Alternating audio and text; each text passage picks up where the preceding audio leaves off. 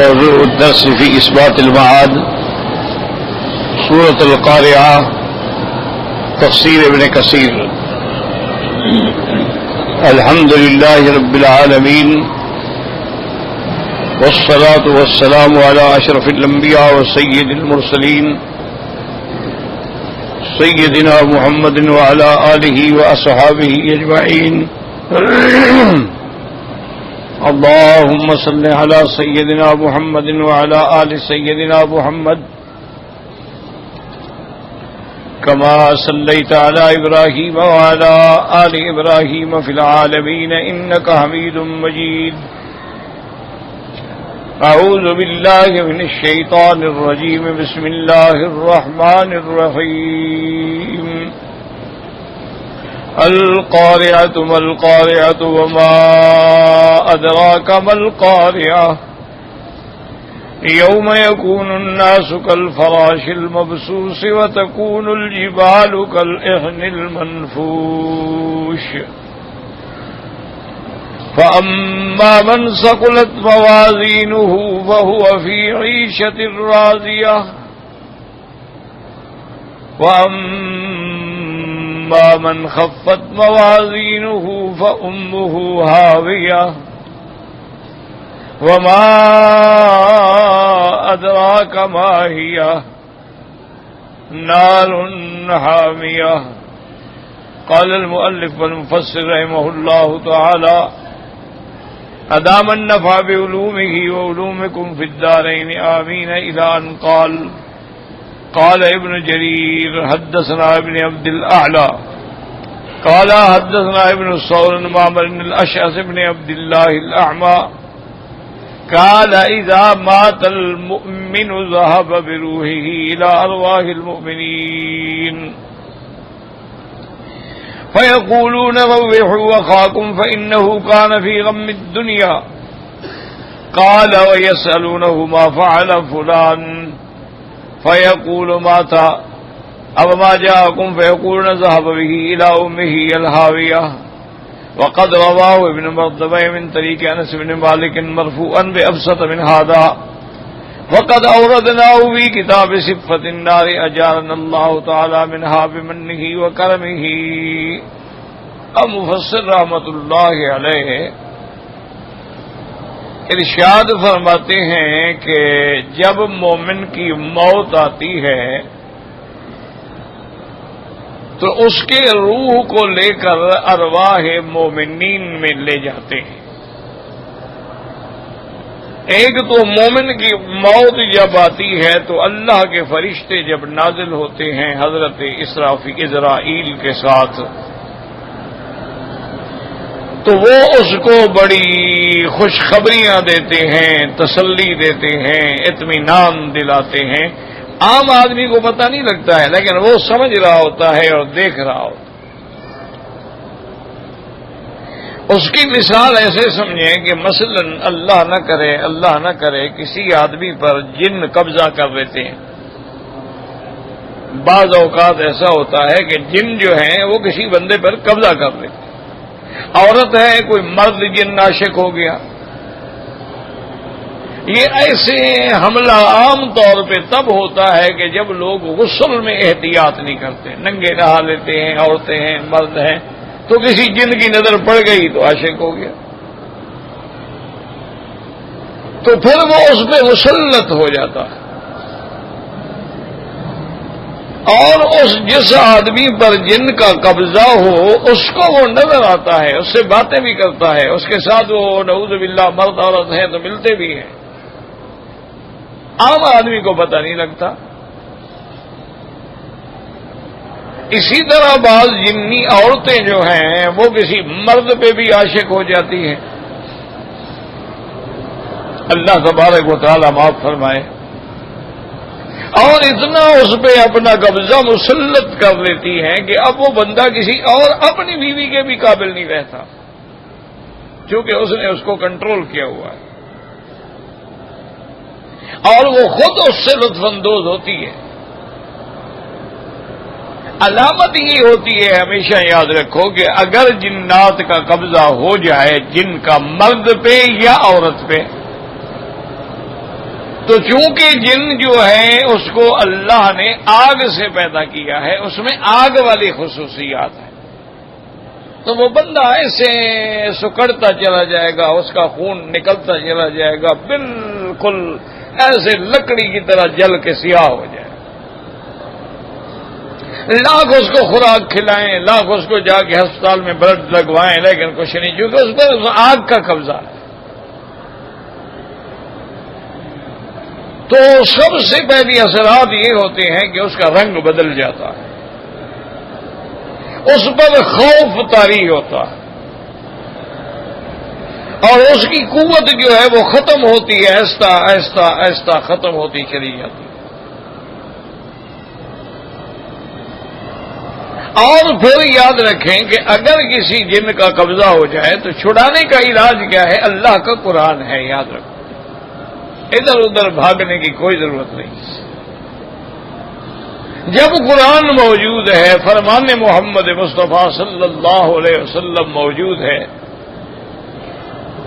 اس کا سب سے بہتر علاج یہ ہوتا ہے کہ اس کو سورۃ البقرہ جو ہے وہ کیسٹ میں لگا کے، ہیڈ فون لگا کے اس کو کہیں کہ سنیں، وہ نہیں سنے گا کیونکہ شیطان اس کو روکے گا، لیکن آپ کوشش کریں، اور ساتھ والا آدمی پڑھ کے اس پہ دم بھی کرتا رہے، اسی طرح سورۃ البقرہ پڑھ کے پانی پہ دم کر دیں، وہ پانی اس کو غسل خانے میں ڈال دیں اور پانی میں غسل کروا دیں۔ سورۃ البقرہ والا پانی جو ہے پورے گھر میں، ہر کونے میں، ہر علاقے میں اس کو یعنی رشاش کر دیں، تو چند دنوں کے اندر اس کا قبضہ جو ہے وہ جن کا ختم ہو جاتا ہے۔ سورۃ البقرہ جو ہے یہ امان ہے شیاطین، یعنی اس کے پڑھنے والے پر پھر شیطان کا اثر نہیں ہوتا، اور جنوں کا وجود بالکل حق ہے، کیونکہ اللہ کے قرآن میں ہے کہ یا معاشر الجن والانس، یہ کہنا کہ ہمیں نظر نہیں آتے ہیں تو یہ کوئی جھوٹی بات ہے، تمہیں تو خوشبو بھی نظر نہیں آتی، تمہیں تو ہوا بھی نظر نہیں آتی، تو پھر ہم کہیں ہوا بھی نہیں ہے، تمہیں تو اپنے اندر جو روح ہے وہ بھی نظر نہیں آتا، تو کیا کہ روح نہیں ہے؟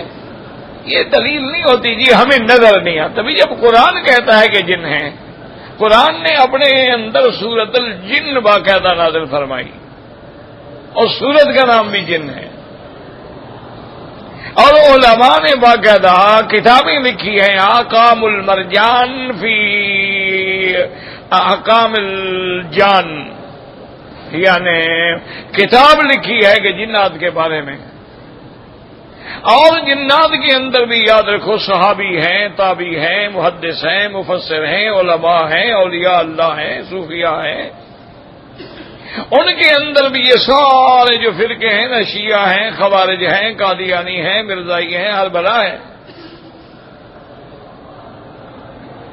ان کے اندر بھی متقی ہیں، پرہیزگار ہیں، فاسق ہیں، فاجر ہیں، تو مومن جن تو کسی مسلمان کو نقصان نہیں پہنچاتے، لیکن جو کافر جن ہے وہ مسلط ہو جاتا، اور اس پر قرآن کی آیت کے بعد حضور پاک صلی اللہ علیہ وسلم جو ہے لیلۃ الجن، حتیٰ کہ یہاں مسجد الجن بھی ہے، یہی وہ مقام ہے، جنت المعلیٰ کی طرف جائیں نا تو ایک مسجد کا نام بھی مسجد الجن ہے۔ حضور صلی اللہ علیہ وسلم تشریف لائے، اور آپ کے ساتھ حضرت عبداللہ ابن مسعود رضی اللہ تعالیٰ عنہ تھے، آپ نے فرمایا کہ تم یہاں بیٹھ جاؤ، اس پر آپ نے ایک دائرہ کھینچا، اس کو کہتے ہیں حصار، تو یہ بھی حدیث سے ثابت ہے۔ اس لیے علماء کہتے ہیں کہ اگر کوئی بندہ اپنے گھر کا حصار کر لیتا ہے آیت الکرسی پڑھ کے، تو اللہ اس کے گھر کو بھی بڑے فتنوں سے محفوظ رکھتے ہیں۔ اسی لیے میرے مدنی سرکار رحمت دو عالم صلی اللہ علیہ وسلم حضرت حسن حسین پر خود پڑھ کے محبتین اپنے ہاتھوں پہ دم کر کے ان کے سارے بدن پہ پھیرتے تھے۔ اسی طرح جیسے حدیث ہے آپ نے دعا سکھلائی اعوذ بکلمات اللہ التامات من شر ما خلق، اسی طرح آپ کی دعا ہے اعوذ بکلمات اللہ التامات من شرہ شر عقابہ وعبادہ ومن همزات الشیاطین وان یحضرون، اعوذ بکلمات اللہ التامات من شر ھذا الوجہ. یہ دعائیں اگر یاد ہوں انسان کو پڑھ لے، دم کر لے، بچوں پہ دم کر لے، گھر پہ دم کر لے، عورتیں خود اپنے اوپر دم کر لیں تو بڑے شیطانی فتنوں سے محفوظ ہو جاتی ہیں. آدمی جب گھر سے نکلے آیت الکرسی پڑھ کے ہر طرف حصار کر دے، سفر میں جا رہا ہے آیت الکرسی پڑھ کے اپنا حصار کر لے، اور جو دعائیں حضور پاک نے فرمائی ہے وہ پڑھ لیں تو اللہ کی رحمت سے بہت بڑے بڑے حوادث سے محفوظ ہو جاتا ہے. تو حضور نے آپ کو بٹھا دیا، حضور تشریف لے گئے، آگے چلے گئے جنت اللہ کی طرف. حضرت عبداللہ ابن مسعود فرماتے ہیں رضی اللہ تعالیٰ عنہ کہ میں نے آوازیں سنی اور بڑی روشنیاں دیکھی، جیسے کوئی لیمپ اتنے جل رہے ہوں، دیے جل رہے ہوں، اور شور ہے، ہنگامہ ہے. میں ڈر گیا کہیں حضور پہ دشمنوں نے حملہ نہ کر دیا ہو. اب میں نکلنے کا ارادہ کروں، پھر یاد آ جائے حضور نے فرمایا تھا کہ عبداللہ اس دائرے سے باہر نہیں نکلنا. فرماتے ہیں میں انتظار کرتا رہا، صبح کو حضور تشریف لے آئے. میں نے کہا یا رسول اللہ میری تو ساری رات ایسے تھی جیسے میں سولی پہ لٹکا ہوا ہوں، اب نکل بھی نہیں سکتا اور برداشت بھی نہیں ہوتا ہے. اور فرمایا تم نے بہت اچھا کیا کہ نہیں نکلے، ورنہ شیطان تمہیں اٹھا کے جن لے جاتے. تو اس کا مطلب ہے کہ جن ہوتے بھی ہیں اور جنات نقصان بھی پہنچاتے ہیں. گھروں کے اندر پتھر مارتے ہیں، گھروں کے اندر گندگیاں پھینکتے ہیں. مجھے یاد ہے میں والد صاحب رحمت اللہ علیہ کے ساتھ تھا، ابتدائی کتابیں پڑھتا تھا. ایک جگہ جلسہ تھا، وہاں جب گئے تو حضرت کا ایک پرانا شاگرد تھا، وہ عشاء کے بعد آیا اور مٹھیاں بھی بھرتا رہا. اس نے کہا حضرت ہم تو بہت بڑی مصیبت میں آ گئے. والد میں بھی کیا بات ہے؟ کہا جی میں نے ٹکا ٹکا بستیوں میں آپ کو پتا ہے غریب لوگ ہیں، چندہ کر کے مدرسہ بنایا، 3-4 کمرے بنائے ہیں. الحمدللہ جو کہ اللہ کی رحمت سے میں اچھا مدرس ہوں، طلباء بھی آ گئے، تعلیم بھی شروع ہو گئی، تحفیظ کا کام بھی شروع ہو گیا، کتابیں بھی شروع ہو گئی. لیکن ایسا جنہوں نے قبضہ کر لیا ہے، روٹی رکھتے ہیں، روٹی اٹھا کے لے جاتے ہیں. طلباء رات کو سوتے ہیں تو صبح ان کی چارپائیاں جو ہے مدرسے سے 2 مربع دور پڑی ہوتی ہیں، وہ بھی سو رہے ہیں اوپر. کبھی ایسا بھی ہوتا ہے کہ طالب سو رہا ہے، چارپائی اس پر الٹی رکھی ہوئی ہے، اور 2-3 طالب ہیں جن پر جنات کا پورا مکمل اثر ہے. وہ ہمیں بتاتے ہیں کہ اب دیکھو وہ آ رہے ہیں، وہ آ رہے ہیں، وہ آ رہے ہیں. اب ہم تو سارے وظیفے پڑھ پڑھ کے تھک گئے. ایک بہت بڑا عامل مشہور تھا کہ جی وہ جنوں کو نکالتا ہے، اس کو ہم لے آئے تو وہ جب رات کو پڑھ پڑھا کے سو گیا، صبح کو اٹھے تو اس کی اپنی چارپائی باہر پڑی ہوئی تھی. اس نے کہا بھائی میرے قابو میں نہیں ہے، یہ بڑے خطرناک جن ہے اور یہ کافر جن ہے، یہ میرے کنٹرول میں نہیں آتا. میں اچھا کوئی بات نہیں، کوئی ایسا مسئلہ نہیں ہے، اللہ پاک رحمت کرے گا. کوئی بیماری ہوتی ہے تو اللہ نے اس کا علاج بھی تو بھیجا ہے. تم ایسا کرنا وہی میرے پاس مدرسے میں آ جانا. وہ 2-4 دن کے بعد آ گیا تو والد صاحب نے اس کو ایک خط لکھ کے دیا، اور وہ خط جو ہے نا کتابوں میں موجود ہے، دلائل النبوہ میں بھی موجود ہے. حضور صلی اللہ علیہ وسلم کا خط مبارک ہے جنات کے نام، من محمد رسول اللہ الی ملئ من الجن. وہ خط لکھا آپ نے اور اس پر اپنی طرف سے بھی کچھ لکھا والد صاحب. ہمیں تو پتہ نہیں تھا، ہم تو چھوٹی کتابیں پڑھتے تھے اس وقت. اور اس کو کہا کہ دیکھو یہ 4 میں نے بنا دیے کاغذ، یہ 4 کونے میں لگا دو مدرسے کے.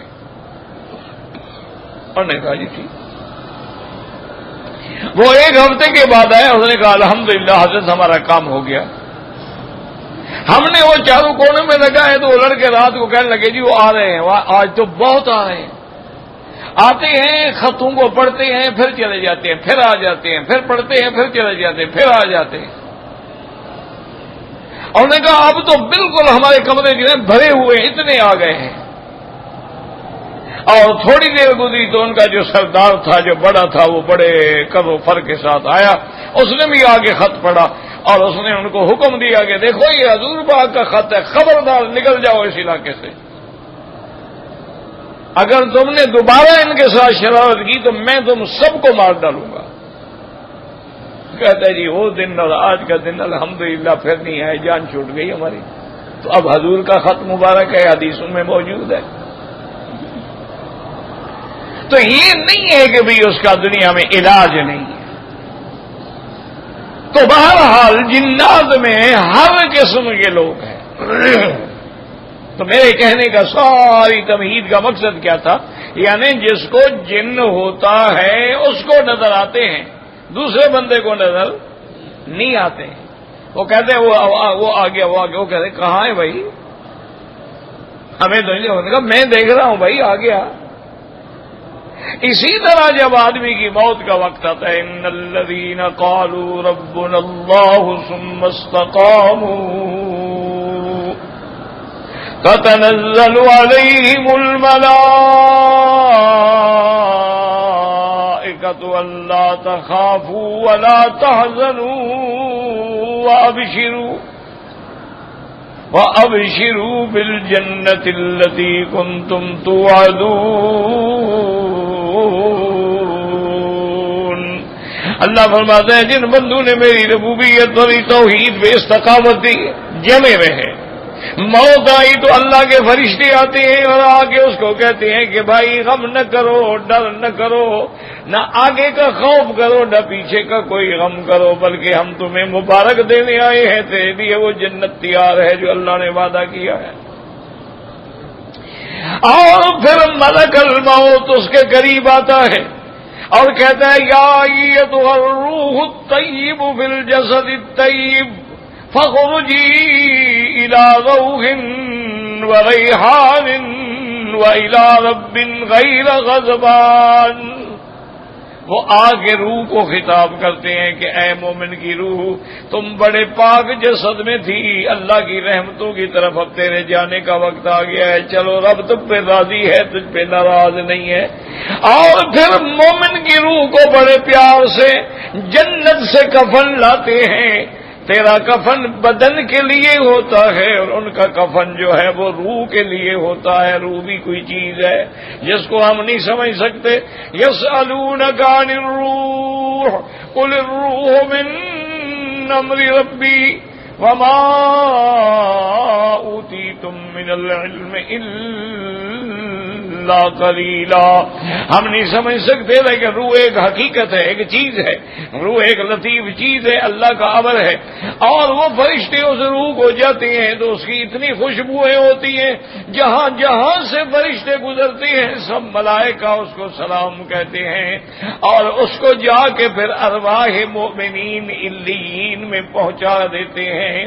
اور وہ عالم ارواح یعنی ایک پہلے تھا جب ہم سے اللہ نے وعدہ لیا تھا الست بربکم قالوا بلا، مانا یہ ہے اللہ چاہے تو روح بھی بولتے ہیں، روح بھی سمجھتے ہیں، روح بھی باتیں کرتے ہیں۔ اس لیے اللہ تبارک و تعالیٰ نے وعدہ لیا تھا کہ کیا تم میری ربوبیت کے قائل ہو؟ سب نے کہا تھا کہ ہم مانتے ہیں آپ ہمارے رب ہیں۔ اب ارواح المومنین جو علیین میں ہیں وہ بھی پھر ایک دوسرے کو ملتے ہیں۔ اچھا وہ یہ بھی پوچھتے ہیں کہ بھئی ما فعل فلان، وہ ہمارا ایک آدمی تھا، رشتہ دار تھا، ایک ہمسایہ تھا، اس کا کیا بنا؟ تو وہ روح ان کو کہتی وہ تو مر گیا، ادھر نہیں آیا۔ انہوں نے کہا ہاں ادھر نہیں آیا، معلوم ہوا وہ جہنم میں گیا، معلوم ہوا سجین میں گیا، چونکہ اگر ادھر آتا تو ہمیں ملتا، ادھر وہ نہیں آیا تو معلوم یہ ہوتا ہے کہ وہ حاویہ میں چلا گیا۔ تو اس لیے ہمیشہ یاد رکھیں کافر کے ارواح جو ہیں وہ سجین میں ڈالے جاتے ہیں اور مومنوں کے ارواح جو ہیں وہ علیین میں ہوتے ہیں۔ پھر اللہ تبارک و تعالیٰ جن ارواح کو جیسے شہداء کی ارواح ہیں ان کو جنت کے پرندوں کے اندر ڈال دیتے ہیں، جیسے ہمارے اندر روح ہے اب وہ روح جو ہے پرندے کے اندر چلی جاتی۔ یسرحون فی الجنت حیث شاؤ اور اب وہ جنت میں پھرتے ہیں، سیر کرتے ہیں، فائدہ اٹھاتے ہیں، وہاں سے نعمتوں سے تلذذ حاصل کرتے ہیں تو جنت میں پھرتے ہیں۔ اور قنادیل معلقۃ تحت العرش، پھر اللہ نے ان کے لیے قنادیل بنائے ہیں عرش کے نیچے، ان کے اندر آ کے وہ آرام کرتے ہیں۔ تو یہ عالم روح ارواح جو ہے یہ بھی ایک مختلف عالم ہے، یاد رکھو۔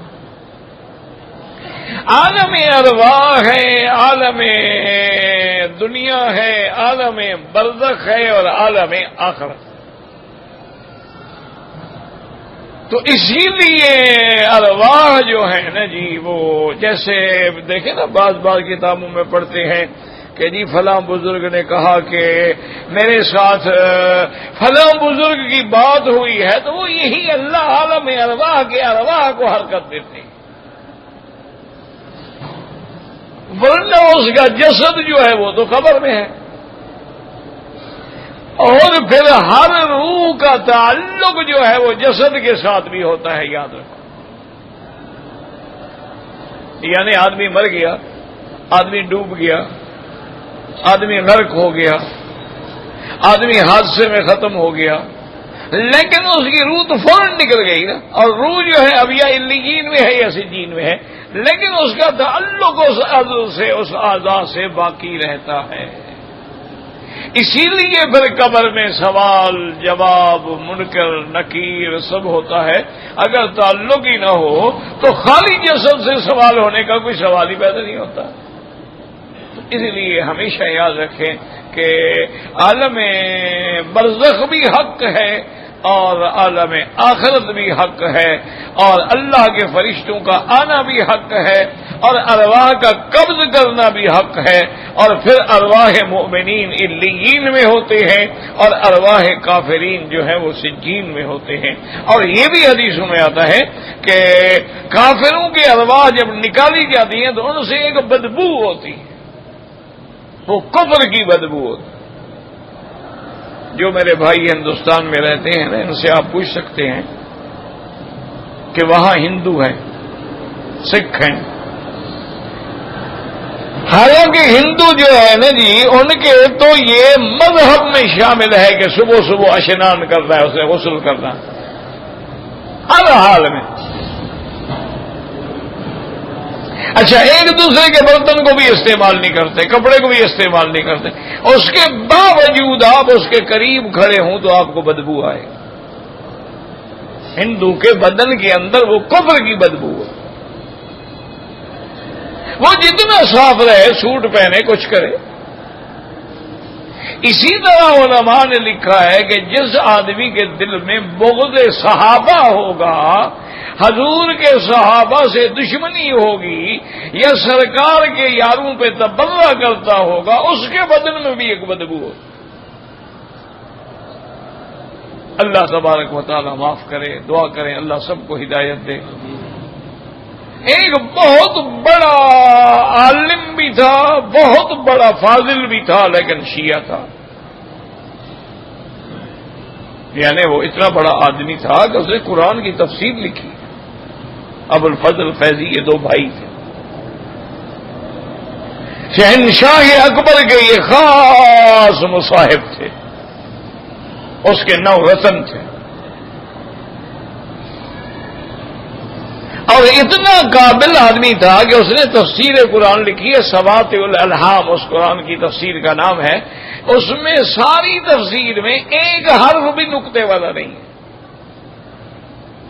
آپ مجھے ایک سطر لکھ کے دکھا دیں،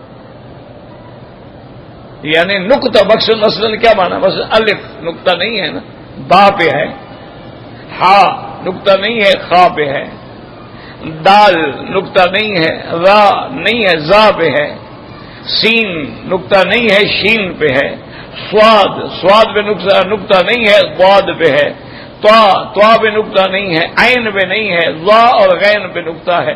تو اس نے وہ حرف لیے ہیں جن پہ نقطہ نہیں، اور سارے قرآن کی تفسیر لکھ ڈالی۔ یہ بڑے بڑے باطل فرقوں میں بھی بڑے قابل لوگ پیدا ہوتے۔ اللہ کے قرآن کی انگریزی میں ترجمہ جو کیا سب سے پہلے وہ قادیانی، خود کافر ہے لیکن قرآن کا ترجمہ کیا ہے. وہ تو اپنے آپ کو کافر نہیں سمجھتے نا، تو ہم کہہ رہے ہیں نا کافر ہے. لیکن اس نے انگریزی میں ترجمہ کیا. اب انگریزی پڑھے ہوئے لکھے لوگ جتنے ہیں ان کے بعد وہی قرآن پہنچا، وہ تو پھر قادیانی نظریات پہ آپ خود بخود آئے، اور قرآن تو انہوں نے پڑھا ہی نہیں نا.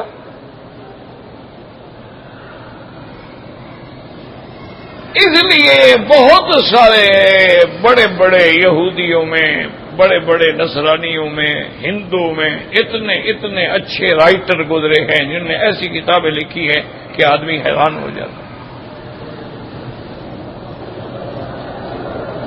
اسی طرح ابھی قادیانیوں نے قرآن کی تفسیر لکھی ہے، الحق المبین 10 جلدوں میں ہے، لکھنے والے قادیانی،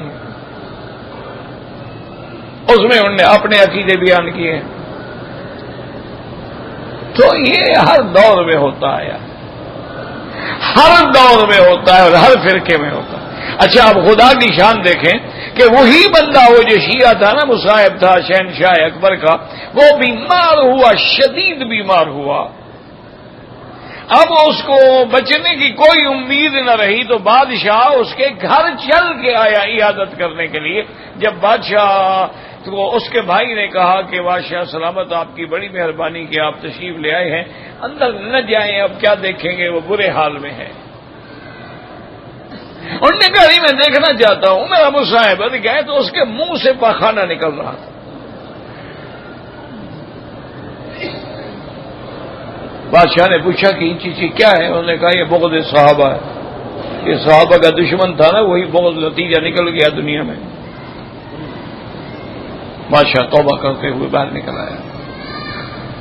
تو اس لیے ہمیشہ یاد رکھیں کفر کی بھی ایک بدبو ہے، اسی طرح ایمان کی بھی ایک خوشبو ہے.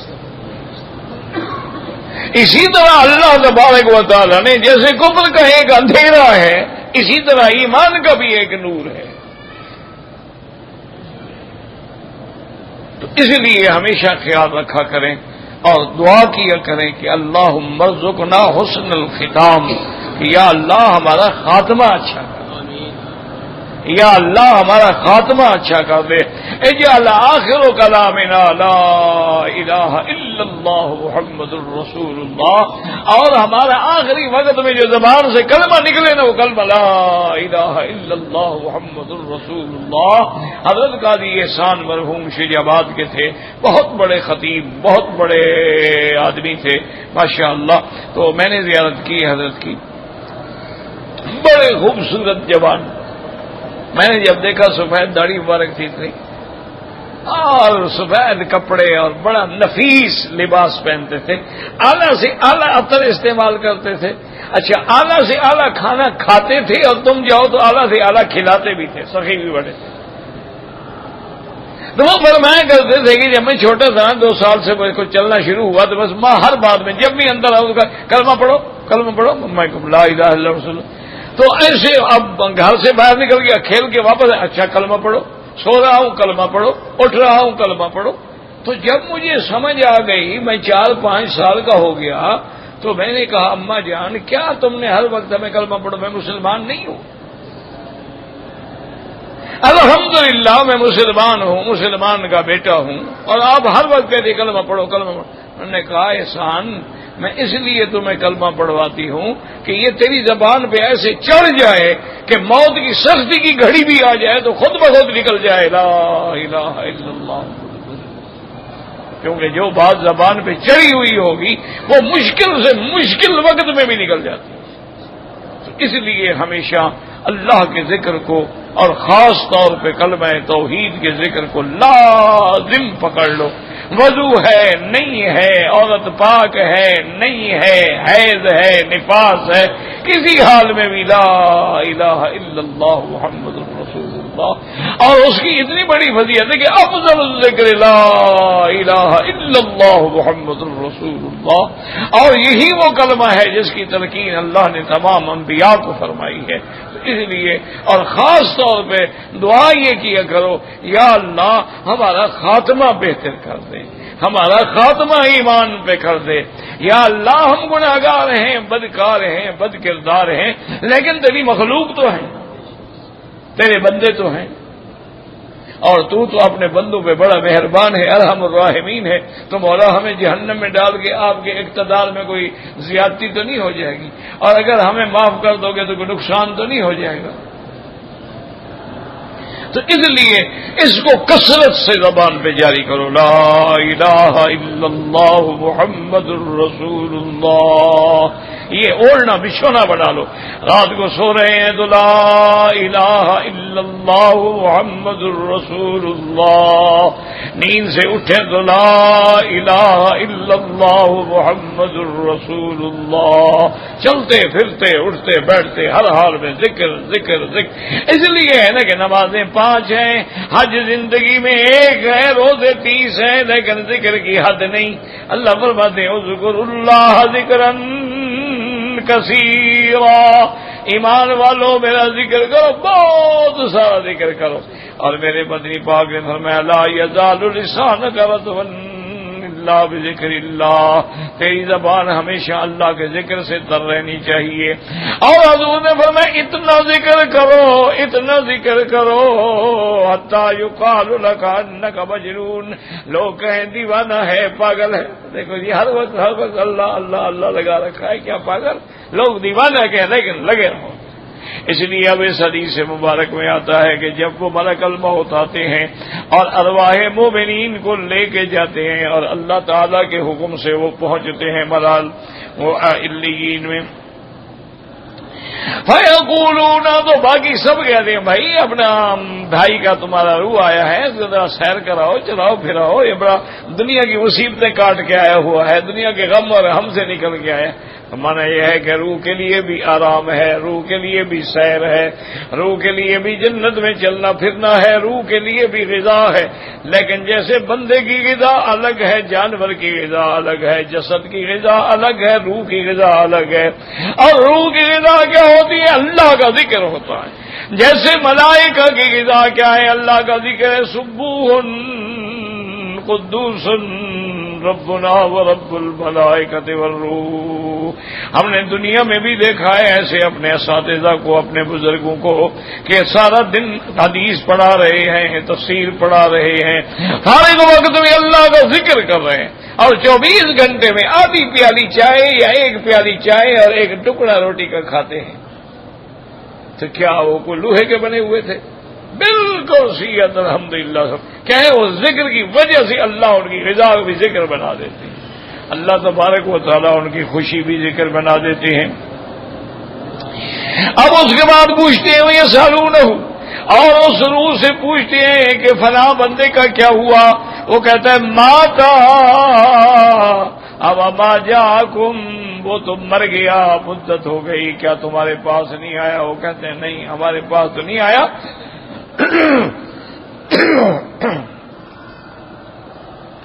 معلوم ہوتا ہے ذهب به الى امه الهاویہ، معلوم ہوتا ہے کہ وہ جہنم میں گیا۔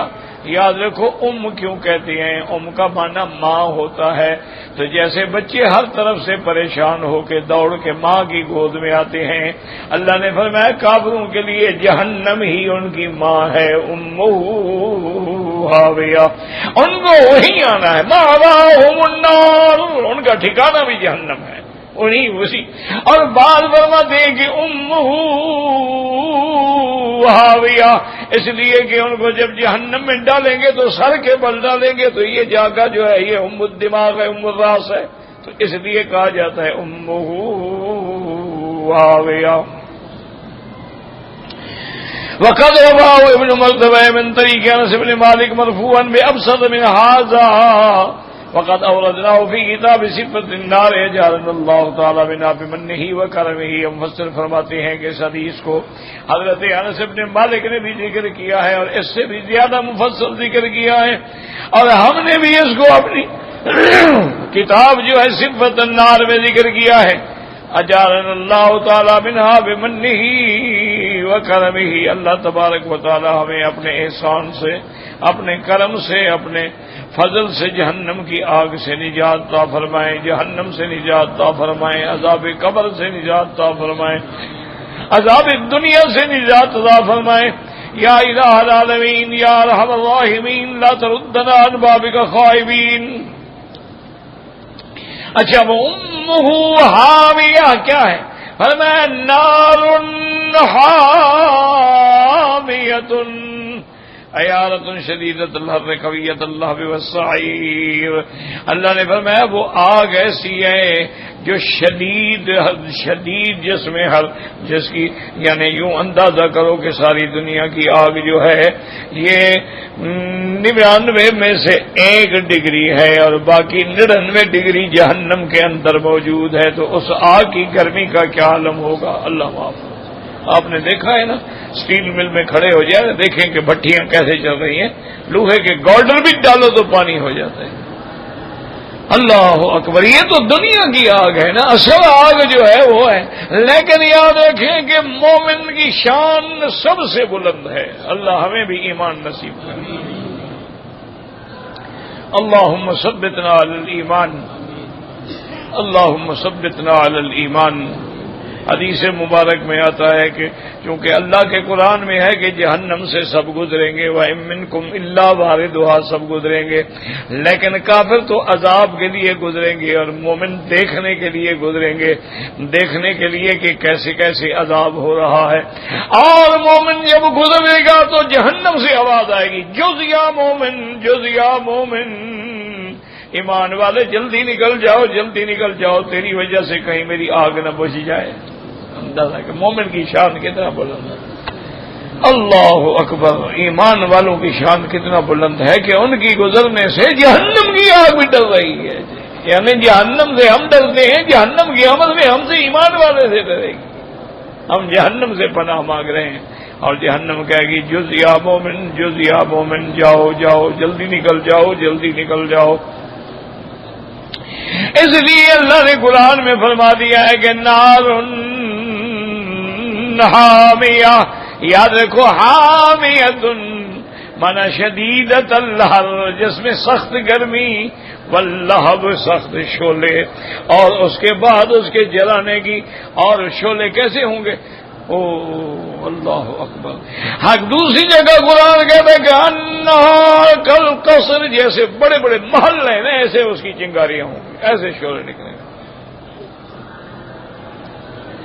انا للہ و انا الیہ.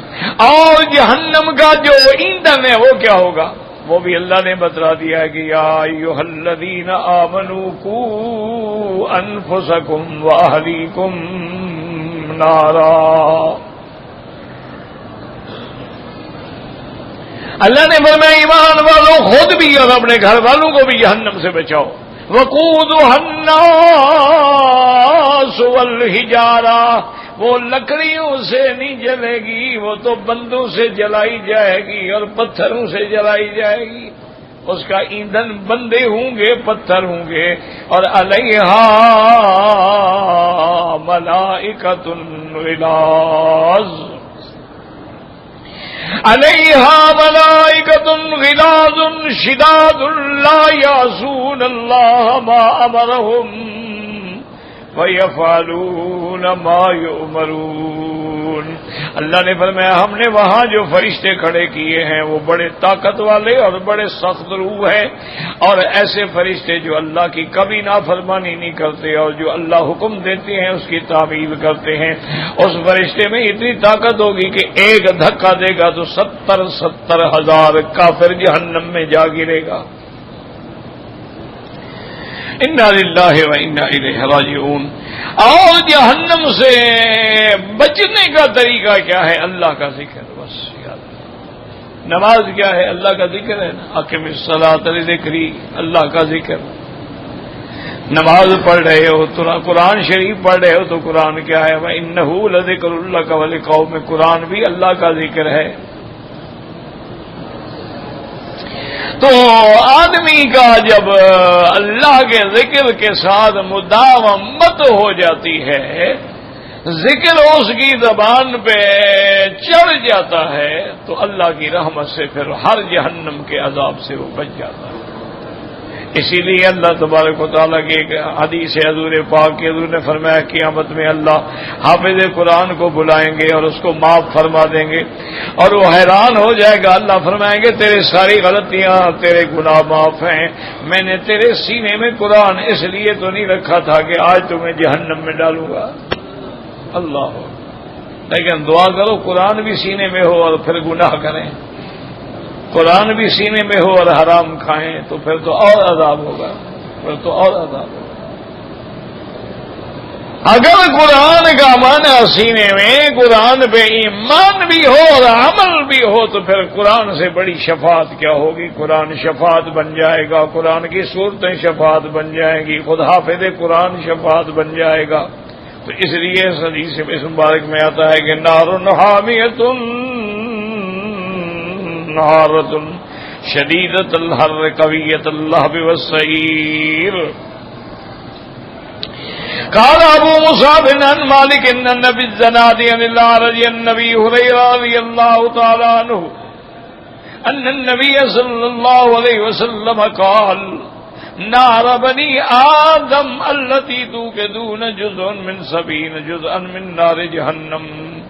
حضرت ابی ہریرہ رضی اللہ تعالیٰ عنہ سے روایت ہے کہ حضور پاک نے فرمایا یہ جو دنیا میں آگ ہے تم جلاتے ہو، کھانے پکاتے ہو، فائدے اٹھاتے ہو، یہ تو گویا 70 میں سے 1 ڈگری دنیا میں بھیجی گئی ہے۔ قالوا یا رسول اللہ ان كانت لکافیۃ فقال انها فضلت علیہا ب69 جزءا۔ تو صحابہ نے کہا حضور یہ تو دنیا کی آگ بھی بہت بڑی ہے۔ آپ نے فرمایا یہ تو دنیا کی ہے نا، وہ تو 69 ڈگری اور زیادہ سخت ہوگی، جہنم کی آگ جیسے زیادہ ہوگی۔ رواہ البخاری عن اسماعیل بن ابی اویس عن مالک ورواہ مسلم عن قتیبہ بن المغیرہ بن عبد الرحمن بن الزناد به وفي بعض الفاظه انها فضلت عليها ب69 جزءا كلهن مثل حرها۔ اور امام مسلم رحمۃ اللہ علیہ نے روایت فرمائی ہے، اور بعض الفاظ میں یہ بھی آیا ہے کہ وہ آگ جہنم کی جو ہے وہ 69 درجہ اس دنیا کی آگ سے زیادہ شدید ہوگی۔ اعاذنا اللہ منها، اللهم اجرنا من النار، اللهم اجرنا من النار، اللهم اجرنا من النار، اللهم لا تجعل مصيرنا الى النار۔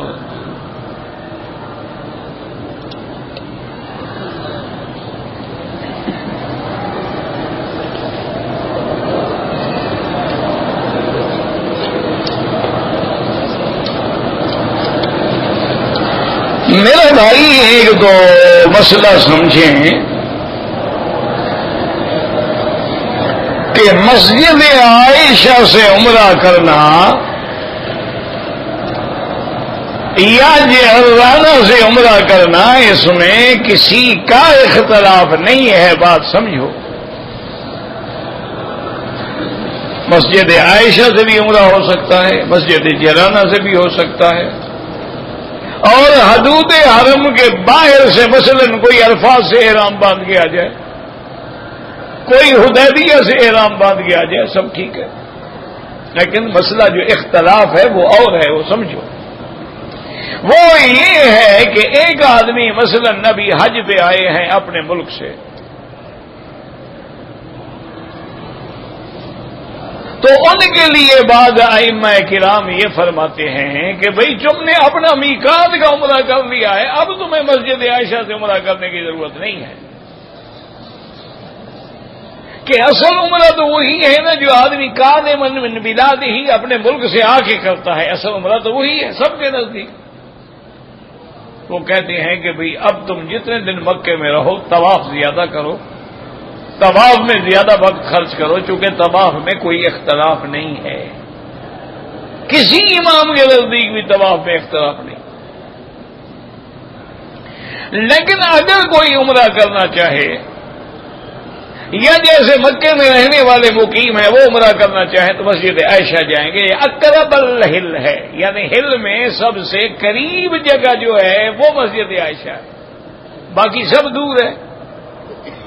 اب عرفات ہل ہے وہ دور ہے، اسی طرح آپ جائیں گے جیرانہ کے قریب جا کے حد حرم ختم ہوگی، شمیسی جا کے ختم ہوگی، تو قریب ترین جو ہے یہ مسجد عائشہ۔ تو اس سے عمرہ ہو سکتا ہے. اور امام ابو حنیفہ رحمۃ اللہ علیہ، امام شافعی رحمۃ اللہ علیہ کے نزدیک تو یہ پابندی بھی نہیں ہے کہ ایک کرے یا دو کرے، جتنا مرضی آئے وہ کر سکتا ہے. لیکن سب ائمہ کے نزدیک افضل یہ ہے کہ طواف کرو. وہ کہتے ہیں کہ جتنا دیر مثلا تم عمرے میں لگاتے ہو تمہارے 2 گھنٹے لگتے ہیں، 3 گھنٹے طواف کرتے رہو، یہ زیادہ افضل. یا اگر میقات کا عمرہ ہے تو وہ تو چھوٹے حج کے برابر ہے کہ تم مدینہ منورہ گئے پھر احرام باندھ کے عمرہ کر لیا، تم طائف گئے تو میقات سے احرام باندھ کے عمرہ کر لیا. وہ عمرہ جو ہے وہ تو گویا حج اصغر ہے، چھوٹا حج ہے.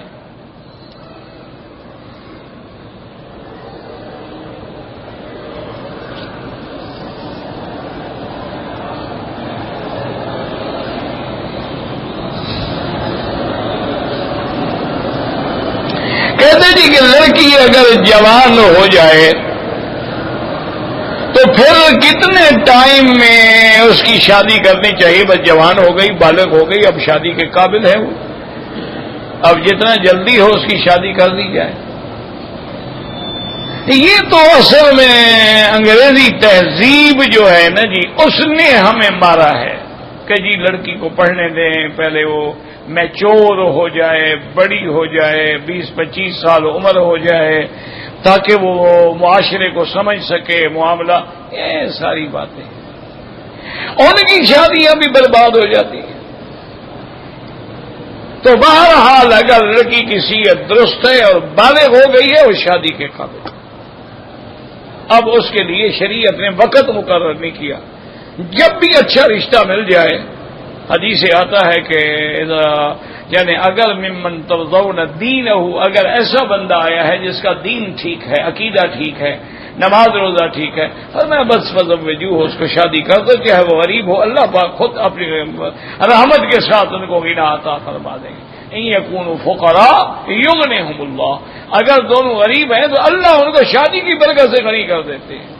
تو اس لیے بہرحال جتنا ممکن ہو، جتنا جلدی ہو، بالغ ہونے کے بعد شادی ہو جائے تاکہ گناہ کا خیال بھی نہ گزرے. اب موجودہ دور میں تو دور فتن ہے نا کہ ہر بچی کے پاس نعوذ باللہ لیپ ٹاپ ہے، موبائل ہے، آئی پیڈ ہے، وہ تو دنیا جہان کی جہنم ہاتھ میں لے کے پھر رہی ہے. انا للہ و انا الیہ راجعون.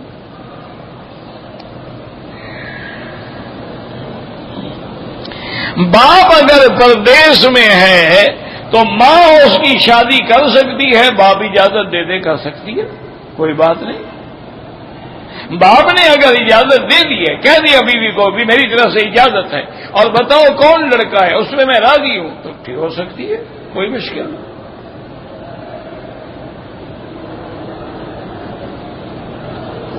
اگر پیسے نہ ہوں تو آپ ہی غریب سے شادی کریں نا. آپ امیر کیوں ڈھونڈتے ہیں؟ پیسے تو امیر کے لیے ضروری ہے نا. جو خود غریب ہوگا وہ تو اس سے کیا مانگے گا؟ جو دے نہیں سکتا وہ مانگ بھی تو نہیں سکتا نا.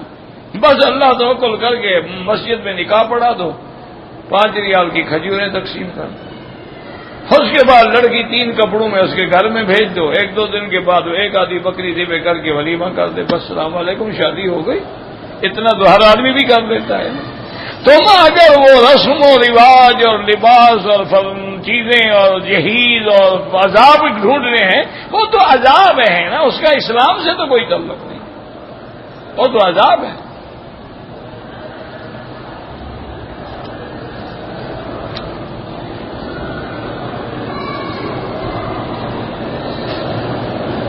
ہم نے اپنے بہنوں کی شادی میں اس سے روپے لے کے اس کو جہیز دیتے ہیں. کس سے روپے لے کے؟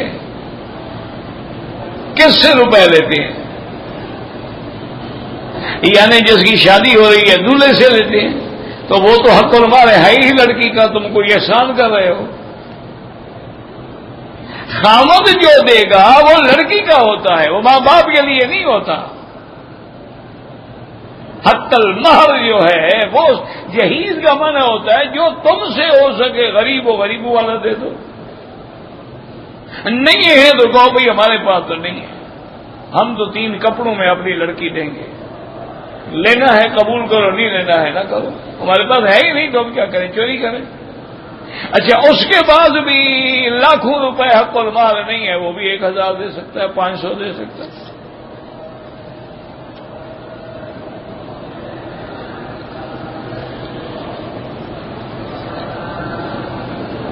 یہ جس دن سے ہم رسموں میں پڑے ہیں نا اسی دن سے ادا ہوا، ورنہ پہلے لوگ جو تھے بڑے اچھے تھے، پہلے تو گھر کے رشتے ہوتے تھے، اپنا بھائی ہے، چاچا ہے، یہ ہے، وہ ہے، وہ ہے، وہ ہے، رشتے دیکھے بھالے ہوتے تھے کہ فلاں جگہ فلاں فلاں فلاں فلاں، خود والدین اور بڑے جو ہے نا وہ پہلے سے نامے ڈال کے بیٹھے ہوتے تھے کہ فلاں لڑکی کا رشتہ فلاں سے کریں گے، فلاں کا فلاں سے کریں گے، فلاں کا فلاں سے کریں گے۔ کیا چھوٹی، الحمدللہ مسئلہ ہی نہیں تھا۔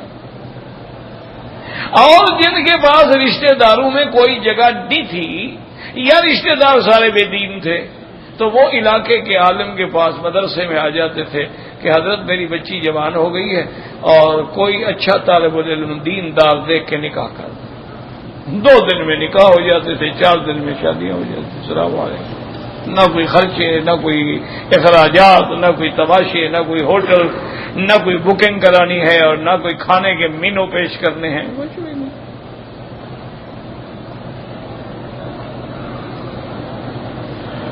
میرے ایک دوست پہ مدینہ گیا تھا، دم آیا ہے تو دم نہیں دی، کوئی بات نہیں، جب اللہ توفیق دے دے، عمرہ بھی کر لیا، کوئی بات نہیں، کوئی مسئلہ نہیں۔ جب اللہ اس کو توفیق دے دے گا دم ادا کر دے گا، اور بالکل نہ ہو پھر 10 روزے رکھ لے گا۔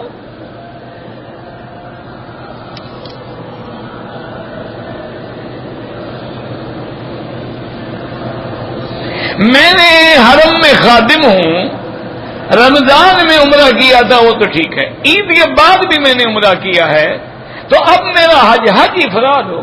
جو لوگ مکے میں رہنے والے ہیں یا 4 مہینے سے رہ رہے ہیں یا رمضان سے آ گئے ہیں، سب مکے والوں کے حکم میں، ان سب کا حج افراد ہو۔ اور امام صاحب کے نزدیک ایک بکری دم پڑ جاتی ہے کہ اس کو عمرہ نہیں کرنا چاہیے، باقی اماں کے نزدیک تو دم بھی نہیں ہے۔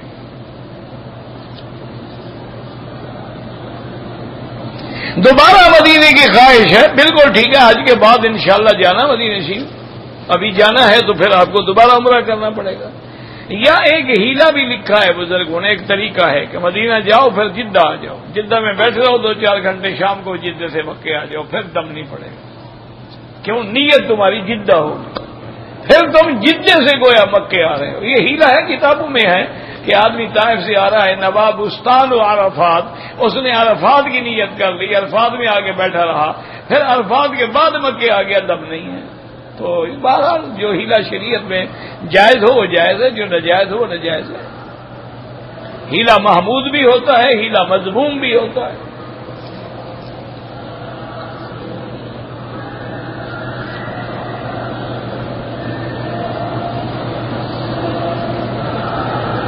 آغا خان فاؤنڈیشن والے جو ہیں ہمارے گھر علاقے میں بجلی گھر اور پتہ نہیں کیا ہے وغیرہ کا کام کرتے ہیں، تو کرنے دو، کیا ہے، سارے کافر کر رہے ہیں، یہودی نہیں کر رہے ہیں، نصرانی نہیں کر رہے، یہ ساری دنیا میں جو ہلال احمر کام کر رہی ہے مسلمانوں کی تھوڑی ہے، بڑے بڑے NGOs ہیں کام کرتے ہیں، کرنے دو، لیکن ان کا مذہب اختیار نہ کرو، مذہب اپنے پہ رہو، اپنے دین پہ رہو۔ وہ تیرے علاقے میں کام وہ کرتے اسی لیے ہیں کہ تم لوگ دین چھوڑو، طریقے سے اثر ڈالتے ہیں، لیکن تم اپنے دین پہ قائم رہو، ان کو کام کرنے دو، کیا ہے، نوکر ہیں، کریں، کیوں نہ کریں۔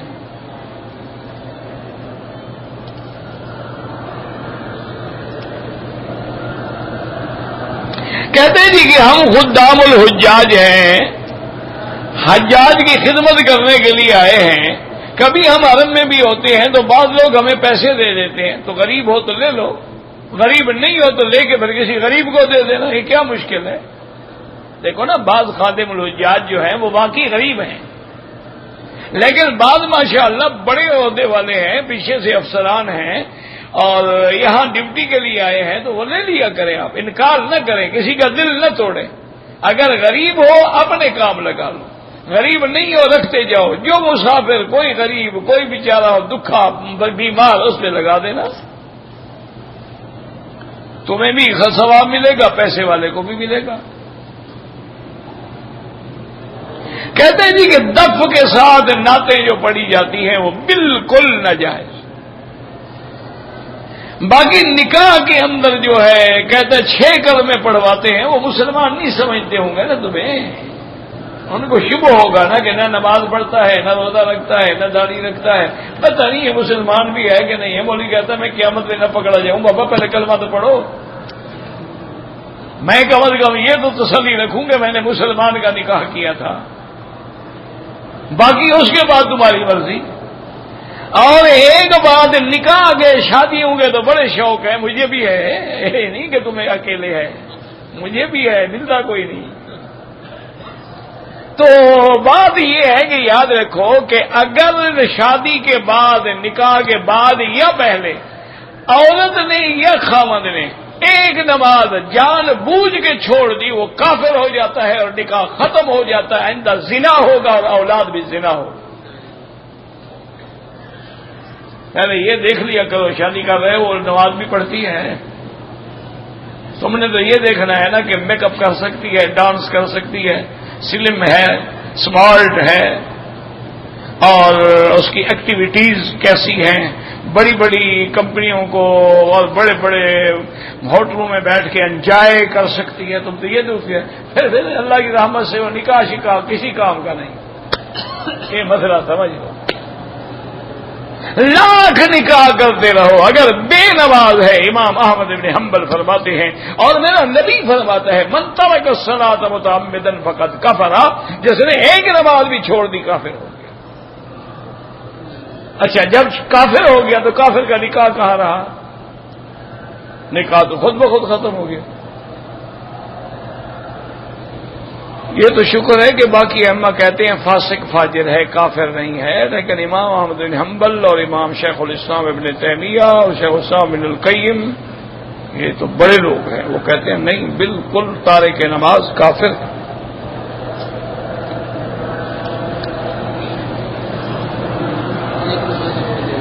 حدیث قدسی قرآن کا حصہ کیوں نہیں؟ اللہ کی مرضی، وحی مطلوبی ہے، وحی غیر مطلوبی ہے، وحی وہ ہے جو الفاظ بھی اللہ کی طرف سے یا القاء اللہ کی طرف سے، لفظ میرے مدنی محمد مصطفیٰ کے۔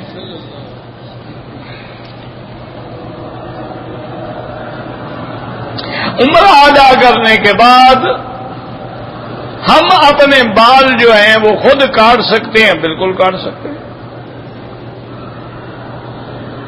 اگر عمرے کرنے والے ہم 2 ساتھی ہیں اور دونوں نے طواف کر لیا، صفا مروہ دوڑ لیا، ایک دوسرے کے سر پہ اس طرح پھیر دیں، بالکل جائز ہے، کوئی منع نہیں۔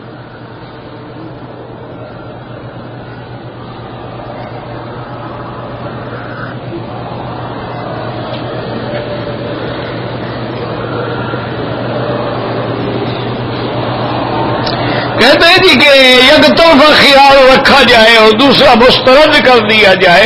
ایک صورت چھوڑ کے دوسری صورت، حنفیوں کا مسئلہ ہے، کون سی صورت چھوڑتے ہیں حنفی؟ کوئی ایک تو لکھو، وہ صورت بھی لکھتے نا کہ یہ صورت ہے قرآن کی، حنفی نہیں پڑھتے۔ ایک صورت لکھ دو اگر تمہارے اندر ایمان ہے تو۔ اتنی بڑی تہمت لگا رہے ہو امام پر، اتنی بڑی تہمت لگا رہے ہو جس میں حنفیوں میں اولیاء اللہ بھی ہیں، محدثین بھی ہیں، مفسرین بھی ہیں، فقہاء بھی ہیں۔ اور یاد رکھو حضور کے زمانے کے بعد تقریباً 1200 سال تک پوری دنیا میں صرف فقہ حنفی تھی۔ اتنا بڑا الزام کہ ایک صورت پڑھتے ہیں ایک پہ عمل نہیں کرتے، کیا مانا ہے؟ لکھو قرآن کی یہ صورت ہے، حنفی نہیں مانتے۔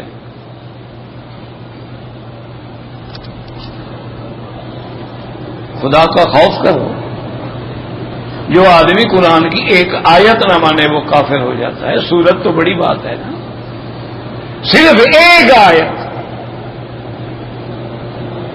سارے میرے مدنی کا شان مانے، صرف خاتم النبیین نہ مانے مسلمان ہے، کافر ہے۔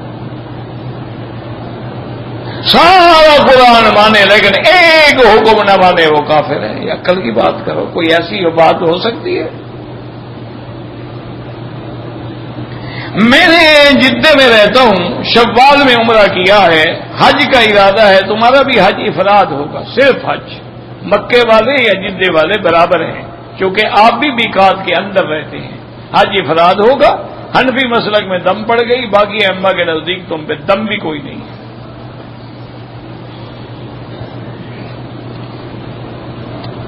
کہتا جی کہ ہم تہجد کی نماز میں سجدے کی حالت میں اردو کے اندر دعا کر سکتے ہیں؟ بالکل نہیں کر سکتے۔ نماز میں وہی دعا ہوگی جو حضور پاک نے فرمائی ہے، یعنی وہ دعائیں جو قرآن میں ثابت ہیں، حدیث میں ثابت ہیں۔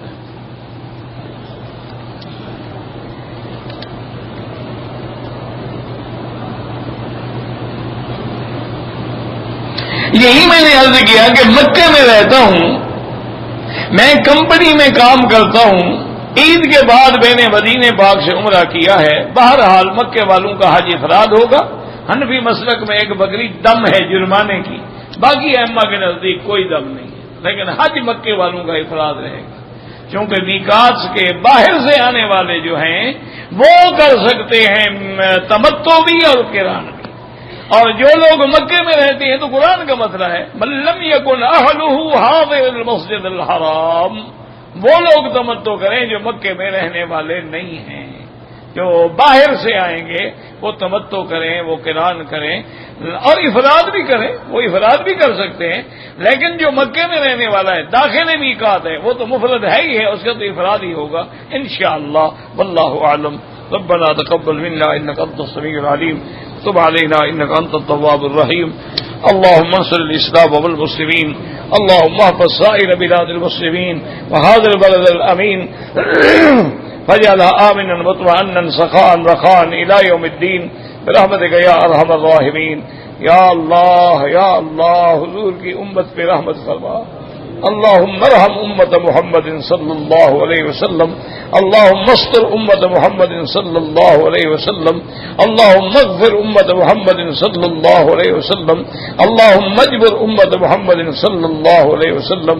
یا اللہ بیماروں کو شفا عطا فرما، یا اللہ ہماری ظاہری باطنی روحانی جسمانی بیماریاں پریشانیاں دور فرما، یا اللہ بے روزگاروں کو روزگار عطا فرما، قرض داروں کے قرض عطا فرما، یا اللہ حج کے مسائل آسان فرما دے، یا الہ العالمین تمام آنے والوں کی حاضری منظور و مقبول فرما دے۔ ربنا آتنا فی الدنیا حسنۃ